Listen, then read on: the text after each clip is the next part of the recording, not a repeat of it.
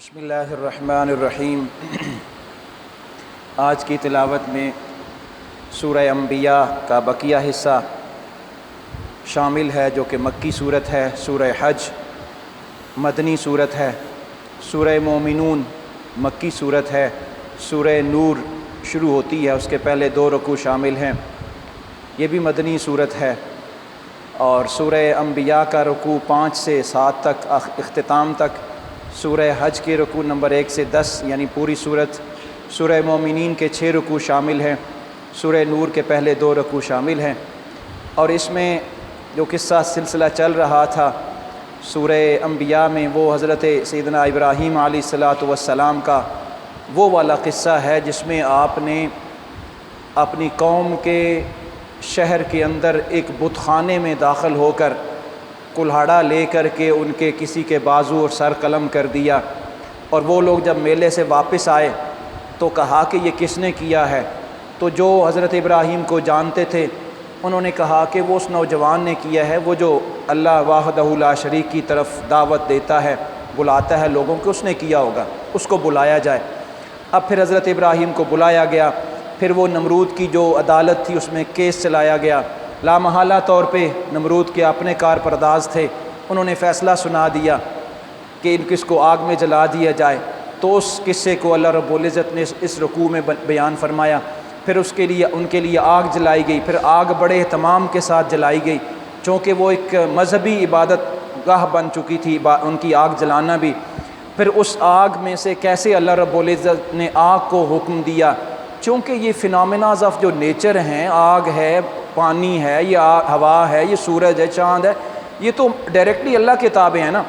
تو اللہ نے پھر آگ کو حکم دیا، وہ ٹھنڈی ہو گئی، اور پھر اس کے بعد حضرت ابراہیم علیہ السلام کو وہ شہر چھوڑنا پڑا۔ اس سارے قصے کا اس رکوع میں۔ اگلے رکوع میں حضرت نوح علیہ السلام کو اللہ رب العزت نے وہی قوم کی اس کو وحدہ لا شریک کی عبادت کی طرف اور اس کے توحید کے اقرار کے اظہار کی طرف بلایا، لیکن قوم نے انکار کر دیا۔ پھر حضرت داؤد و سلیمان علیہ السلام کا واقعہ ہے کہ حضرت داؤد کے ساتھ مل کر حضرت سلیمان علیہ السلام نے حکومت قائم کی۔ پھر حضرت داؤد علیہ السلام پرندوں کے ساتھ مل کے تسبیح بیان کرتے تھے۔ آپ کو یاد ہوگا حضرت ابراہیم کو اللہ رب العزت نے بڑی پرسوز آواز دی ہوئی ہے، اور اس لیے لحن داؤدی ایک مقولہ مشہور ہے کہ ان کی آواز میں اتنا سوز ہے کہ جب اللہ کا ذکر کرتے تھے تو 7 پرندے بھی ان کی آواز کے ساتھ اللہ کا ذکر کرتے تھے، اتنی خوبصورت آواز تھی۔ حضرت ایوب کی تکالیف کا ذکر ہے، پھر ان کو تکالیف سے نکالا گیا، اس کا ذکر بیان کیا گیا۔ آخری رکوع میں سورہ انبیاء کے رکوع میں اللہ رب العزت نے فرمایا تمہارے عمل صالح تمہیں ضائع نہیں ہونے دیں گے، یاد رکھ لو، اگر تھوڑا بہت بھی عمل کرو گے تو اللہ رب العزت اس کو لے کے آئے گا تمہارے سامنے۔ پھر ان حضرت داؤد علیہ السلام کے سامنے اور ان کے جو وہ ایک بادشاہ بنایا گیا تو کہ یاجوج ماجوج کا واپس آنا کا ذکر ہے کہ وہ قوم کے سامنے کھڑے تھے، ان کے ساتھ ان کا آمنا سامنا ہوا۔ پھر زبور میں نزول حق کا ذکر کیا، جیسے قرآن میں اللہ رب العزت نے حق بیان کیا، پہلی کتابوں میں بھی جو ہے نا وہ حق اللہ رب العزت نے بیان کیا ہے۔ اے رسول آپ پریشان نہ ہوں، اگر یہ حق کو تسلیم نہیں بھی کرتے نا پھر بھی آپ دنیا جہان کی رحمتوں کے مالک ہیں، اس کا ذکر کیا۔ پھر سورہ حج کی ابتدائی آیت میں اللہ رب العزت نے قیامت کے مناظر کا ذکر کیا، بپا ہونے کا ذکر کیا، اور پھر ارشاد فرمایا اتنے سخت آوازیں ہوں گی قیامت کے بپا ہوتے ہوئے کہ جو حاملہ ہے وہ بچہ پھینک دے گی، اور جس کو کسی قسم کی کیفیت میں ہوگا وہ اپنی اس کیفیت کو بھول جائے گا اس قیامت کے منظر اور حشر کی وجہ سے۔ جب اللہ رب العزت سور پھونکے گا پھر قیامت والے دن مجرموں کو اکٹھا کرے گا، کیا اس کے باوجود بھی تمہیں شک ہے محشر کے بپا ہونے کا؟ لوگ قبروں میں اٹھ کے کھڑے ہو جائیں گے جب دوسری دفعہ سور پھونکا جائے گا۔ ان تمام مناظر کا ذکر کیا گیا۔ پھر ارشاد فرمایا لوگوں میں سے ایک گروہ ایسا ہے جو ایک کنارے پہ کھڑا ہوتا ہے۔ کنارے کا مطلب یہ ہے، یہ آج کل ہمارے اندر بھی بڑی بیماری پائی جاتی ہے، جب مشکل پیش آتی ہے نا تو ہم اللہ کو عبادت کی طرف چل پڑتے ہیں، جب ہماری مشکل حل ہو جاتی ہے نا تو اللہ ارشاد فرماتا ہے کہ پھر وہ اللہ کی عبادت کو بھول جاتے ہیں۔ اور ایسا واقعی ہے ہماری نفسیات میں یہ چیز؟ کیا اللہ صرف اور صرف مشکل کے وقت کے لیے ہے؟ نہیں، فرمایا تمہارے ہر مشکل وقت میں بھی یہی ہے، اور تمہاری وسعت کے ٹائم میں بھی اللہ وسعت دیتا ہے تمہیں۔ تو جب خوشحالی آئے تب بھی اپنے رب کو یاد کیا کرو، اس کا ذکر کیا گیا۔ فرمایا وہ عبادت کرتا ہے، بھلائی ہو تو مطمئن ہو جاتا ہے، ورنہ دین سے منہ موڑ لیتا ہے۔ کیا اس لیے دین بھیجا ہے تمہارے لیے؟ حالانکہ عمل صالح کرنے والوں کے لیے اللہ رب العزت نے جنت رکھی ہے، تو عمل صالح ہمیشہ کے لیے ہیں، تو جنت بھی ہمیشہ کے لیے ہے، اس کا اظہار کیا گیا۔ ارشاد فرمایا ایسی جنت میں ان کو داخل کریں گے جو نیک اعمال کریں گے، جن کے نیچے ندیاں اور نہریں ہوں گی، نہریں چلتی ہوں گی، اور وہ ندیاں اتنی پیاری ہوں گی ان کو اٹریکٹ کریں گی اپنی طرف۔ پھر ارشاد فرمایا سونے کے کنگن ان کو پہنائے جائیں گے، اور موتیوں کے ہار کے لیے ان کے دونوں راستے پہ وہ اللہ کے فرشتے اور اللہ کی مخلوق کھڑے ہوگی، اور یہ روکتے ہیں مسجد حرام سے لوگوں کو آباد کرنے سے، حالانکہ یہ اللہ کا گھر ہے، اس میں کیوں یہ لوگ روکتے ہیں اللہ رب العزت کی ذات طیبہ کو؟ اب رخ جو ہے نا وہ حضرت ابراہیم، حج اور ان مناظر اور ان احوال کی طرف موڑا جا رہا ہے یہاں سے تلاوت کا۔ ارشاد فرمایا ہم نے ابراہیم کو مقرر کیا ہے اس گھر کی تعمیر کے لیے، اس گھر کی طہارت کے لیے، تاکہ جو اس گھر میں آ کے اعتکاف کرے نا، ٹھہرے نا، ان کو طاہر اور پاکیزہ گھر حاصل ہو، اور انہوں نے ایسا ہی کیا، تعمیر بھی کی، گھر کو پاک بھی کیا۔ جب پاک کر لیا تو اللہ سے پوچھا یا اللہ اب کیا کرنا ہے؟ اللہ نے ارشاد فرمایا وَأَذِّن فِي النَّاسِ بِالْحَجِّ، اب لوگوں میں حج کا اعلان کر دو۔ سو انہوں نے حج کا اعلان کیا، اور آج تک اللہ کے گھر کا لوگ حج کرتے جا رہے ہیں۔ صرف حج ہی نہیں ہے، ارشاد فرمایا صرف حج ہی نہیں ہے، مکہ شہر دنیا کے وسط میں قائم ہے، اور اللہ رب العزت نے اس شہر کو لوگوں کے منافع کے لیے بنایا ہے، لوگوں کی ٹریڈ بھی چلتی ہے، تجارت بھی چلتی ہے، کہاں سے لوگ اٹھ کر مکہ آتے ہیں، جو چیزیں لے کے آتے ہیں وہ بیچ جاتے ہیں، جو وہاں سے ملتی ہیں وہ واپس لے کے چیزیں اپنے گھروں میں جاتے ہیں، لوگوں کے منافع ہیں۔ لوگ یاد رکھنا جب مکہ میں آتے ہو نا تو اللہ کی حرمتوں کی تعظیم کرنا، اللہ کی جو جو شعار ہیں نا، نشانیاں ہیں، چاہے وہ صفا و مروہ کی ہے، چاہے زمزم ہے، چاہے جو بھی ہے، ان نشانیوں کی تعظیم کرنا، ان کی بے عزتی بے حرمتی نہ کرنا، بتوں کی نجاست اور جھوٹ سے بچنا۔ کعبہ میں پہنچ کے بھی تم بتوں کی عبادت کرتے ہو، حالانکہ اس کو اللہ نے تعمیر کیا ہے۔ اس سارے رکوع میں ان چیزوں کا ذکر کیا گیا۔ ساتھ ارشاد فرمایا جب حج کے لیے تم جاتے ہو تو کچھ قربانیاں لے کے جاتے ہو۔ اللہ نے ہر قوم کے لیے قربانی کی ایک جہت رکھی ہے، اور یہ شروع سے چلی آ رہی ہے، اور ویسے یہ انسانی فطرت بھی ہے، ہر مذہب میں قربانی پائی جاتی ہے، ایون کہ یہ ہندو دھرم میں بھی قربانی کا کنسپٹ ہے، خون بہانے کا کنسپٹ ہے، اللہ نے یہ نیچر رکھی ہے۔ جتنا خون انسان کا خدا کے اوپر بہتا ہے نا، انسان کی نفسیات میں ہے، اتنا خدا قریب آتا ہے، اور ایسے ہی ہے اسلام میں بھی ایسے ہی ہے۔ تو اسلام میں اس کنسپٹ کو بحال رکھنے کے لیے حضرت ابراہیم کی اس قربانی کو سامنے رکھ کر کے جانوروں کی قربانی کو حلال کر دیا۔ اب جتنی قربانی بہتر ہوگی اتنی اللہ کی قربت ہوگی، یہ بھی کہ نفسیات ہے، اس کا ذکر کیا۔ ارشاد فرمایا قربانی کے فربا جانور اللہ کی نشانیاں ہوتی ہیں تمہارے لیے، اور ان نشانیوں کو سامنے رکھا کرو، لیکن یاد رکھ لینا فربا جانور ہونے کے باوجود بھی مبادا تمہارے ذہن میں یہ نہ آ جائے کہ میرا موٹا جانور، تازہ جانور، جو اچھے پیسوں والا جانور جو ہے نا وہ مجھے اللہ کے قریب کر دے گا، ایسا ہرگز نہیں ہے۔ اللہ کو جانور کا خون اور گوشت نہیں پہنچتا، اللہ کو تمہارے دل کی کیفیت پہنچتی ہے، جس کو تقویٰ کہتے ہیں۔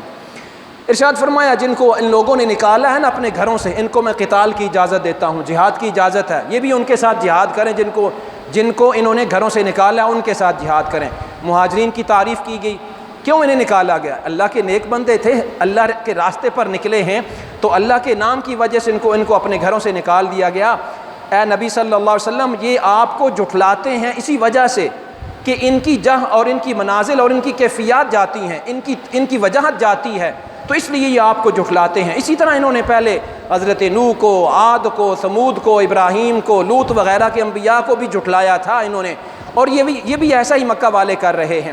اور ان کو کہہ دیجئے میں ڈرانے والا ہوں، اور اللہ رب العزت نے ڈرانے کے لیے تمہاری طرف بھیجا ہے۔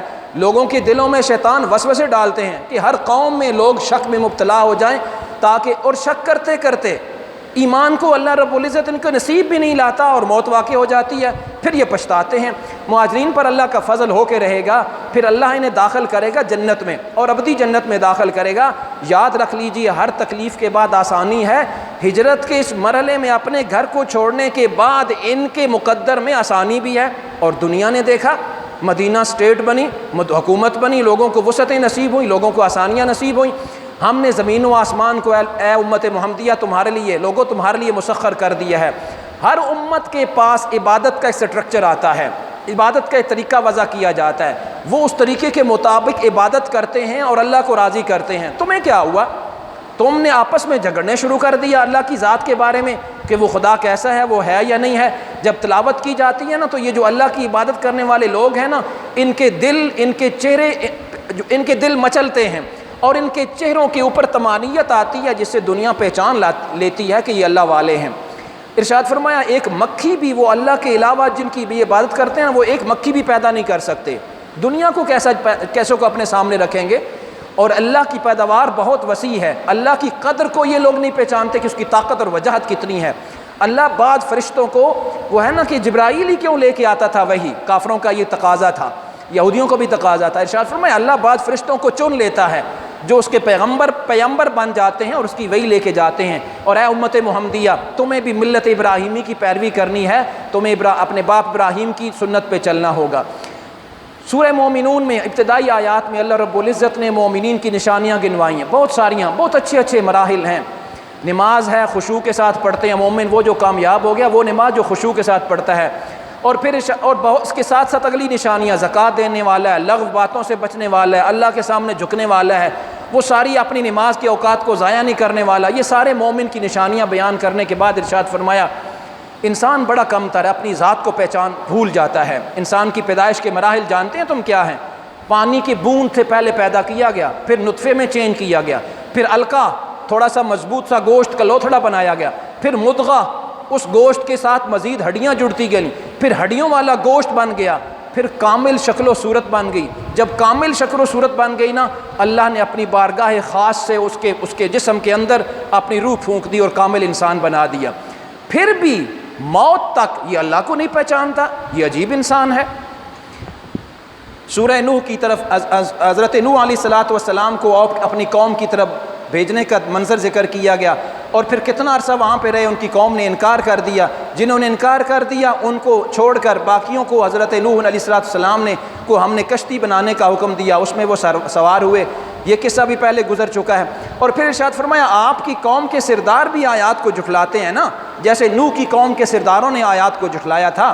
صرف نبی کے بشر ہونے کی وجہ سے جھٹلاتے ہیں کہ فرشتے آ جاتے پھر یہ مان جاتے، حالانکہ مرنے اور پھر مٹی ہو جانے اور پھر ہڈیوں کے الگ ہو جانے کے بعد بھی یہ سمجھتے ہیں کہ اٹھانا کیسے ممکن ہے؟ اللہ کے لیے کوئی مشکل نہیں ہے۔ اے رسولو، پاکیزہ کھانا کھایا کرو اور عمل صالح کا ان لوگوں کو حکم دیا کرو۔ اے رسول صلی اللہ علیہ وسلم، یوں سمجھ لیجئے جیسے یہ مدہوش ہو چکے ہیں، آیتوں کو سمجھتے نہیں ہیں، ان کو مدہوش ہی رہنے دیجئے۔ ہم انہیں بھلائیاں دینے میں جلدی بھی کرتے ہیں، آپ بھی جلدی کرتے ہیں، لیکن اس کے باوجود یہ نہیں آپ کی پہچان کرتے ہیں، نہ یہ اللہ کریم کی طرف سے آئی ہوئی بھلائیوں کی پہچان کرتے ہیں۔ اور پھر وہ بھی تو لوگ ہیں جن کے دل اللہ کے خوف سے کانپ اٹھتے ہیں، وہ بھلائی میں جلدی کرتے ہیں، وہ اللہ کی طرف جاننے میں فاستبقوا الخیرات کرتے ہیں، بنیکیاں حاصل کرنے میں جلدی اللہ کریم کی بارگاہ میں حاضر ہوتے ہیں۔ وہ خالق ہے جو تمہاری سمع کو بھی بناتا ہے، قوت سماعت کو بھی بناتا ہے، قوت بصارت کو بھی اس نے بنایا تمہارے لیے، تمہارے دل کی شریانوں کو اس نے پیدا کیا جو پورے جسم کو کنٹرول میں رکھے ہوئے ہے۔ زندگی اور موت کا بھی وہی مالک ہے، لیت و نہار کا تمام ہیر پھر اسی کے ہاتھ میں ہے۔ پھر بھی جب اس سے پوچھا جائے کہ کس نے پیدا کیا زمین و آسمان کو، سیقولون للہ، کہتے ہیں ان قریب وہ ضرور کہتے ہیں کہ اللہ نے پیدا کیا ہے، وہ کہیں گے کہ اللہ نے پیدا کیا ہے۔ ساری فطرت کو بھی، فطرت کے مختلف چیزوں کا ذکر کر کے اللہ نے ارشاد فرمایا کہتے ضرور ہیں کہ اللہ نے پیدا کیا، لیکن یاد رکھ لیجئے، ان کو بتا دیجئے کہ ہم وہ عذاب یہ کہتے ہیں نا کہ ہمیں وہ عذاب دکھا دیں جس کا آپ وعدہ کرتے ہیں ہمارے سے، تو ہم کہتے ہیں، اللہ ارشاد فرماتے ہیں ہم کہتے ہیں کہ عذاب آ کے رہے گا، رب کی بارگاہ میں التجائیں کریں کہ اس عذاب سے تمہیں بچا لیا جائے تو بہتر ہے تمہارے لیے، ورنہ جب عذاب آ جائے گا نا تمہیں کوئی نہیں بچا سکے گا۔ اور پھر کیا وقت آئے گا؟ اس وقت جب سور پھونکا جائے گا۔ یہ چونکہ مومنین کی آخری آیات ہے نا، تو نتیجہ نکالا جا رہا ہے، اے کفار مکہ، جب سور پھونکا جائے گا اس کے بعد تمہیں توبہ کی قبولیت اور توبہ کے مراحل اور توبہ قبول کرنے کا ٹائم نہیں دیا جائے گا، یہ پہلے ابھی ٹائم ہے آپ کے پاس۔ اب ذی وقار، یہ سورہ نور کی پہلے 2 رکوع ہیں، میں نے پچھلے رمضان میں بھی آپ کے سے گزارش کی تھی، آج پھر گزارش کر رہا ہوں، 3 سورتیں اپنے بچوں اور بچیوں کو یاد کروائیں، ترجمے کے ساتھ پڑھائیں۔ ان میں سے ایک سورت سورہ نور ہے، مدنی سورت ہے، اس میں وہ والے احکامات اللہ نے نازل فرمایا، بندے نے نہیں، تو پھر کیا بچے اور بچی کو جاننا چاہیے کہ اس کا اللہ کیا چاہتا ہے۔ درمیان میں اگر میں آ جاؤں، کوئی اور مولوی کوئی اور خطیب آ جائے، تو اس کا مطلب ہے خطیب اپنے الفاظ میں ایکسپلین کر رہا ہے. یہ کیوں نہیں بہتر کہ بچہ اور بچی خود اپنے خدا سے مخاطب ہو کے پوچھے کہ میرے لیے کیا آرڈر ہے؟ تو پھر وہ آیات ان کے سامنے اسرار و رموز کھولتی ہیں بڑی پیچیدگیوں کے ساتھ. بعض اوقات میں آپ کے سامنے وہ احکامات بیان کر سکتا ہوں. مثال کے طور پر ابتدائی آیات بینات کے بعد اللہ رب العزت نے زانی اور زانیہ کے احکامات بیان کیے ہیں. میں کیسے اس کو ایکسپلین کروں گا؟ لازمی بات ہے، خواتین بھی سن رہی ہیں، مرد بھی سن رہے ہیں، مجھے کچھ پردہ داری کرنی ہے. جب وہ آیات کھول کے خود ترجمے کے ساتھ اگر بندہ اپنے اللہ کے ان کلام کو پڑھے گا تو میرا خیال ہے زیادہ افیکٹو ہوگا. تو میں آپ سے گزارش کرتا ہوں کہ سورہ نور کا ترجمہ، سورہ حجرات کا ترجمہ، سورہ احزاب کا ترجمہ بچوں کو اور بچیوں کو خاص کر ضرور پڑھائیے گا. خاوند نے اپنی بیوی کی اوپر تہمت لگائی، اس کا ذکر ہے. کوئی مرد محسنہ عورت کے اوپر تہمت لگاتا ہے تو کیا سزا ہے، اس کا ذکر کیا گیا. تہمت سننے کے بعد بعض اوقات تم خیال کرتے ہو کہ یہ بہتان بھی ہے، واقعی ایسا ہوتا ہے. تم تو ایک مرد نے عورت کے اوپر تہمت لگا دی، تم نے اس تہمت کو دیکھا تو نہیں ہے، لہٰذا تم خیال کرتے ہو، گمان یہ کر سکتے ہو کہ یہ جھوٹ بھی ہو سکتا ہے. تو سچائی کو جاننے کے لیے کیا پیرالل نظام ہے، اس کو بیان کیا گیا. ایک دوسرے پر بہتان تو معمولی خیال کرتے ہو، حالانکہ یہ برا کام ہے، اس کا ذکر کیا گیا. جو ایمان والے بے حیائی پھیلاتے ہیں ان کے لیے دردناک عذاب ہے. یاد رکھ لیجئے، یہاں پہ آیت میں ہے والذین آمنوا، جو ایمان والوں کے اندر بے حیائی پھیلاتے ہیں نا، ان کے لیے دردناک عذاب ہے. دعا ہے اللہ کریم عمل کی توفیق عطا فرمائے.